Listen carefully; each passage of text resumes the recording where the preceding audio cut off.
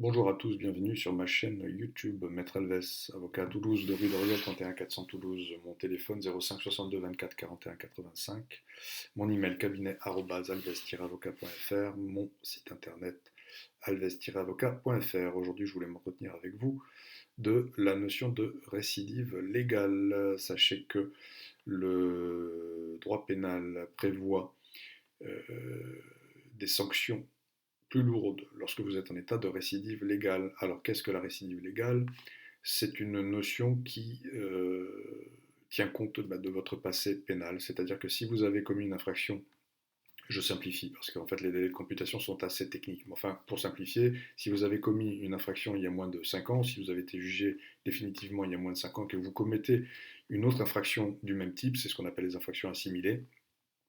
Donc par exemple conduite sans permis il y a moins de 5 ans, ou conduite malgré suspension de permis il y a moins de 5 ans, et ensuite conduite en état d'alcoolémie délictuelle ou conduite après usage de stupéfiants moins de 5 ans après cette précédente condamnation, donc là vous êtes en état de récidive légale. Alors sachez que dans cette hypothèse-là, les peines qui peuvent être prononcées sont beaucoup plus lourdes, mais je ne vais pas détailler ce point-là. En revanche, ce qu'il faut retenir, c'est qu'il y a dans cette situation des peines obligatoires, c'est-à-dire que le juge n'a pas le choix, il est obligé par la loi de prononcer ces peines-là, et notamment parmi ces peines obligatoires, il y a l'annulation de votre permis de conduire. Donc c'est-à-dire que vous soyez à 2 points, à 10 points ou à 12 points, si vous êtes en état de récidive légale pour une conduite après usage de stupéfiants avec un premier terme, ce qu'on appelle le premier terme, c'est l'infraction précédente, donc par exemple conduite malgré suspension ou conduite en état d'alcoolémie, donc il y a moins de 5 ans,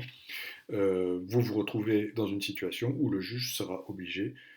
d'annuler votre permis de conduire. Sachez que dans cette hypothèse-là, outre les peines qui sont le maximum des peines qui est plus important, et donc le juge peut prononcer une peine d'emprisonnement avec sursis ou ferme,